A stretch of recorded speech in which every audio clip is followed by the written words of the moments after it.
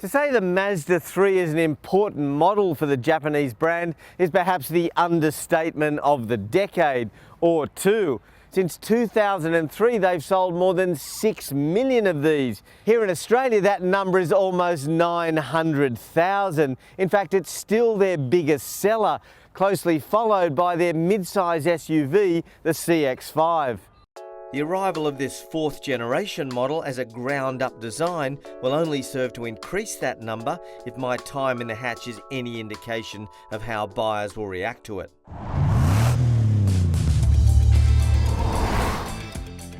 I was going to start out by saying it's a bit of a polarising design, at least compared with the sedan version, but after living with it for a week, now I'm not so sure.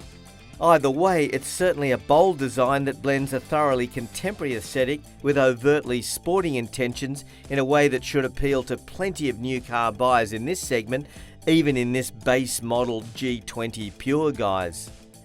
About the only issue I've got is the view from the rear three-quarter. It's almost too smooth, and too much metal gives it a bit of a drooping profile, unlike the Alfa Romeo Brera of the past, which Mazda's designers might have had a peek at when sketching this new gen Mazda 3. Few would argue with the view Mazda represents the premium choice when it comes to Japanese car manufacturers, and that's no more evident the moment you climb aboard and experience the look and feel of what is a first-class experience, even without the likes of leather upholstery.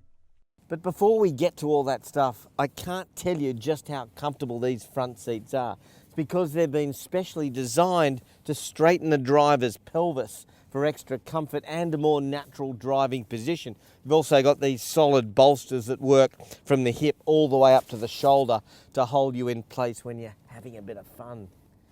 It's all part of Mazda's Skyactiv vehicle architecture, designed to enhance the driving experience. And in this case, it's a naturally low set driving position, but not too low as to restrict any forward vision. I particularly like these horizontal lines throughout the dash. It's beautifully clean the way the designers have blended several different materials, all of them with a look and feel way beyond that of an entry-level small car. Everything is soft touch, up here, but even the hard materials down here not only feel good but look premium. It's a hard car to fault in that regard, it really is, except for this god-awful plastic-rimmed steering wheel. And you can even see the seams on the outside and the inside. I mean, to have a cabin that looks and feels as premium as the Mazda 3 does, and to cap it off with a plastic-rimmed steering wheel, it's a big oversight in my book, and a real shame, base level or not. The switchgear, though, feels European in texture, even down to the way the rotary dials are damped and the knurling effect. The metal accents on the door trim are superb in look and feel as well. The infotainment system isn't far off BMW's iDrive system. You get the feeling that Mazda has used it as a benchmark, but with tweaks along the way. If you were judging this thing by the list of standard features, there's no way you'd pick it as a base variant, not with the likes of LED headlamps with high beam control, an auto off function, auto folding power door mirrors, auto one-touch up and down power windows, and that's on all doors, radar cruise control with stop and go, and an 8.8-inch windscreen display, and Mazda Connect, as well as Apple CarPlay and Android Auto. And trust me, that's just a sample. There's plenty more to get excited by. The fully digital instrument display, but still with old school binnacles, offers crystal clear information. But it's further enhanced with a head-up display to help keep your eyes on the road. The beauty of a relatively wide design like this means there's plenty of shoulder room in the cabin. It really does feel spacious in here, at least up front. Out back, well, it's not quite so accommodating, with no centre armrest, only one map pocket for the kids' stuff, and no rear air vents. In fact, it's all a bit too claustrophobic back here, with a high beltline and relatively narrow windows, but there is decent leg space and enough room to slide your feet under for those longer drives. Mazda has never been a big fan of turbocharging, and nothing has changed in that regard. Some of its hatchback rivals have downsized to smaller 1.3-litre turbo engines for packaging and power benefits. Mazda prefers a 2-litre naturally aspirated 4-cylinder petrol engine mated to either a 6-speed manual or, in this case, a 6-speed auto, but with a manual mode that shifts the way all cars should: pull for upshifts and push for downshifts.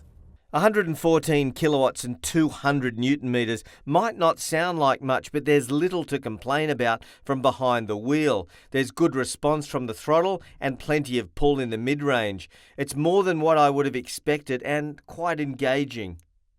There are a few drawbacks. Despite Mazda going all out with noise and vibration suppression, you won't like the mechanical racket at full throttle, like 10 blenders going flat stick all at once. And do yourself a big favour, leave the sport switch alone, because all it seems to do is hold the gear ratios in a higher RPM, and you definitely don't want that. Body control is very well balanced with ride comfort. Even sharp edges and broken roads are effectively cushioned. That's a big surprise for me, because I've always felt Mazdas are fairly firm riding vehicles, but not in this case. They've really done a great job here.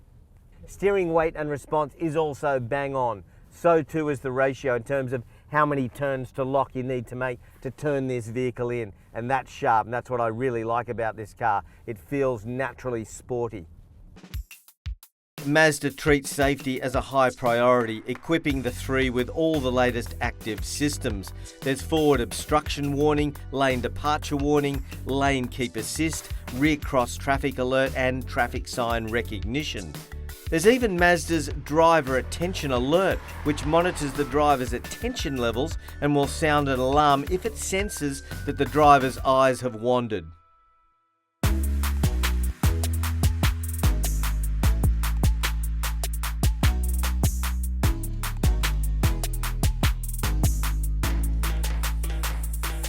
At just under 26 grand plus on roads, the new Mazda 3 G20 Pure certainly isn't the cheapest entry-level small car going. Almost all other rival makes offer a significantly less expensive base trim. However, I'd argue that none of them offer quite the level of refinement and equipment as this latest Mazda 3. Not even close.